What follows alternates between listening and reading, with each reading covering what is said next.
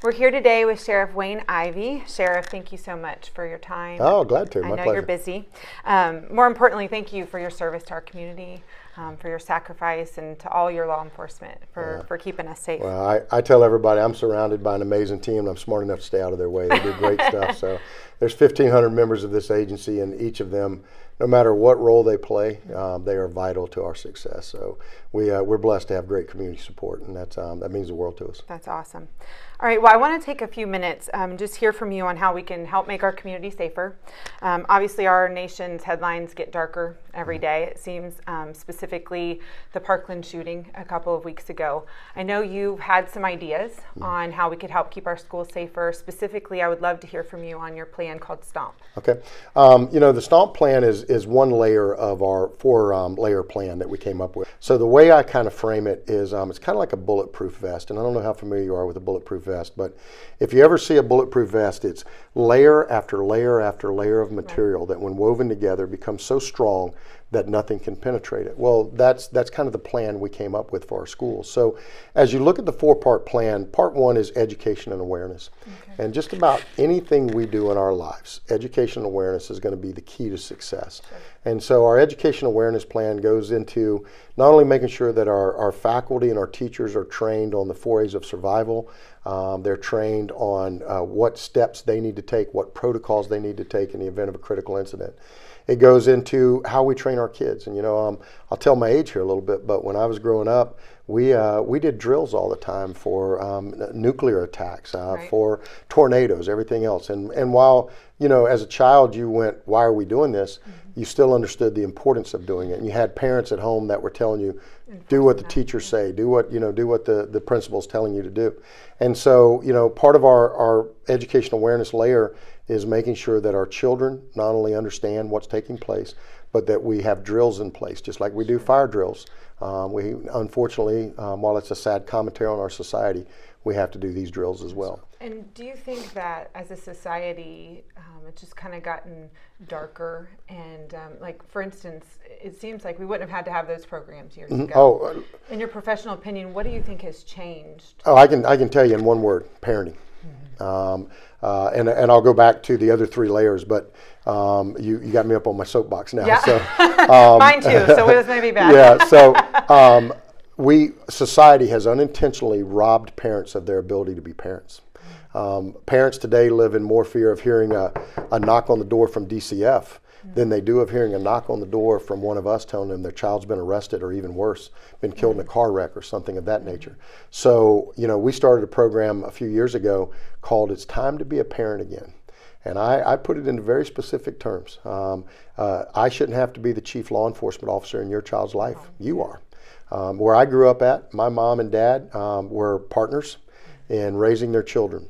And I will tell you that my mom was the sheriff, judge, and executioner in our household. I love that. I'm adopting that if you don't mind. Yeah. So, and my dad was her witness to what happened. My parents relied on the community to help raise their children, and they helped raise their children. And so we have to get back to parenting.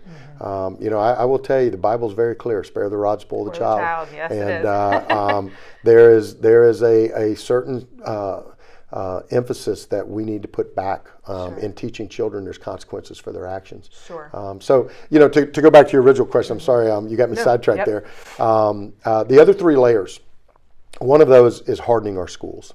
And I'm glad to say that we were already doing that. The half-cent sales tax gave us some funds to help harden our schools. When we look at hardening our schools, fencing helps us create a single access point of entry, which is vital in protecting our schools. Video cameras, things of that nature all fit into that hardening aspect. The third aspect, the third layer, if you will, was the school resource deputy program. There are 82 schools. That does not include charter schools. There are 82 public schools, and we have 36 school deputies, school resource officers or deputies. That's much less. Yeah, so we're waiting on that. So that's layer 3. And then layer 4 is STOMP, and that's Sheriff Trained On-Site Marshal Program. And essentially, the Marshal Program is We are looking for volunteers. Certainly, we're looking for our administrators, our ancillary, people to volunteer to go through a specialized training program, a special deputy training program, or now that the legislator has acted upon it, it will be a marshal program. Okay. But we're looking for those volunteers to come through. They'll do a minimal of 132 hours. It's probably going to be upwards closer to 150 hours of special training that's provided by our agency, by our career development unit. Basically, it'll be a special deputy training academy. And then those individuals will be partners with us in helping to protect our children, to helping protect our schools, and to helping protect our teachers and our faculties that are there. At the end of the day, though, this plan is in place because I've been a cop for almost 39 years. I've never seen a time like we face in society today. And, sometimes you have to not only go outside the box, not only think outside the box, sometimes you got to think outside the warehouse where the box is at.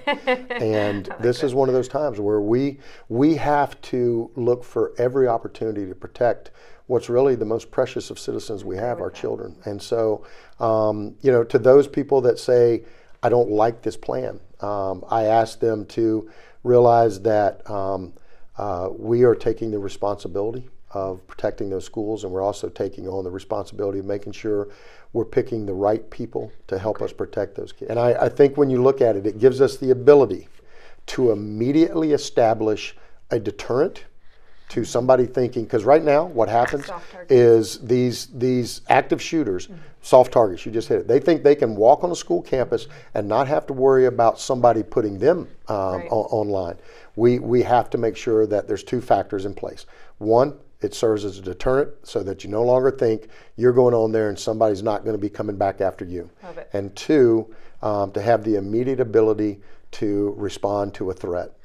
Law enforcement's coming. We're on our way, Mach 2 with our hair on fire, trying to get there. But more than likely, we're minutes away. Sure. And as we just saw in Parkland, law enforcement takes minutes to arrive. Violent criminals can take your life in seconds. So we got to have somebody that's ready. And that brings me to my next thing. Last year, you gained a lot of national attention you asked responsible citizens with concealed carry licenses, and I know you emphasized responsible, to carry and be that first line of defense. And so I just wondered if you believe then that we as citizens really, by default, are the first responders. Oh, you are absolutely the first responders. You're the first responder in the movie theater. You're the first responder in church. You're the first responder in fact, if you go back and you look at every one of these active shooter scenarios that have played out, citizens were there before law enforcement was. And so we have to be prepared to be the first line of defense for you, your family, those around you in church, those around you in the movie theater. Even though we live in a very safe and great community, this can happen anywhere. And in fact, it's being demonstrated across the globe that it can happen anywhere.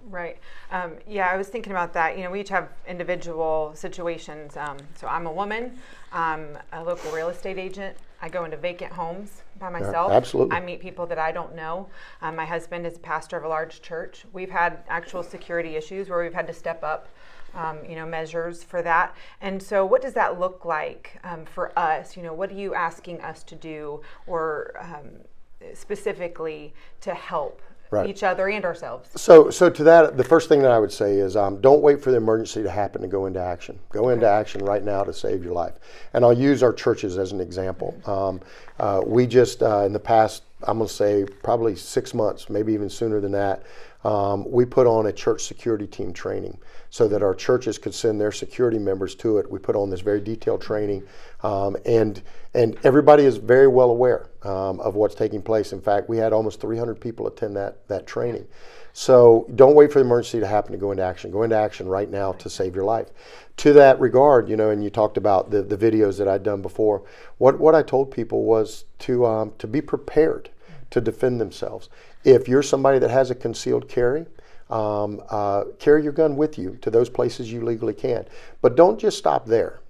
Go train with it. I used to coach high school wrestling years ago, And it was always very funny to me. We would go to a tournament, and one of my wrestlers would see one of the other wrestlers do a fancy move or something. They'd say, "Coach, did you see that move that so-and-so just did?" And I'd say, "Yeah, I saw it. I'm going to use it in my next match." And I would always tell them, "If you do, I'm going to choke you. Because if you haven't practiced that move 500 times in the wrestling room, it's not going to work." Well, the same thing applies here, except it's that concept of 500 times is now on steroids, because we're now talking about saving our lives, or saving the lives of our children, or saving those lives of our friends and coworkers. So we have to practice it over and over and over again until it becomes memory recall. There's also a second component to this, and that is to those people, our citizens, that know in their heart that they are not somebody that would feel comfortable using a gun or carrying a gun. Sure. And to them, I say, bravo. You've evaluated yourself. You know what you're capable of and what you're not capable of. And so now we look to a second component of how they can protect themselves. Maybe it's something of the aspect of having a taser. Maybe it's a pepper spray. Maybe it's something else that they're using. But no matter what your makeup is, whether you're somebody that believes in the Second Amendment like I do so strongly, and somebody that is prepared that level of protection, no matter who you are, you have to be prepared, and you have to take the blinders off and say, this could happen here. It could happen in a split second. The students in Parkland never thought they would be the victims of that. The victims at Pulse nightclub never thought it. You can go on and on. So we have to take those blinders off and be prepared. Awesome. I love all of that. So lastly, what can we as citizens do to help you all feel supported and loved and appreciated? Well, we're pretty fortunate. I tell everybody, in fact, the other sheriffs, I think, get tired of hearing me talk about it, how blessed we are here in Brevard County. And we're blessed in several different layers.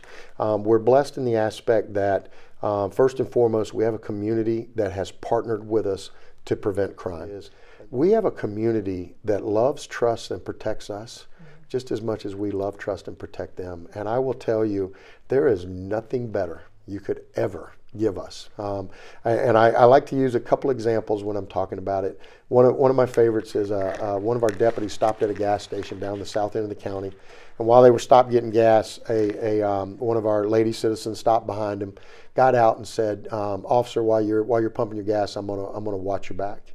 And she actually stood with her arms folded on sentry, if you will. And our deputy called me. He was so moved by it. He called me. He said, "Sheriff, you're not going to believe what just happened." And I said, "You're wrong. I do believe it, because I see our citizens every day." Two of our deputies were walking into Sonny's on the island, and a family that was coming out stopped and asked them could they pray with them for their safety.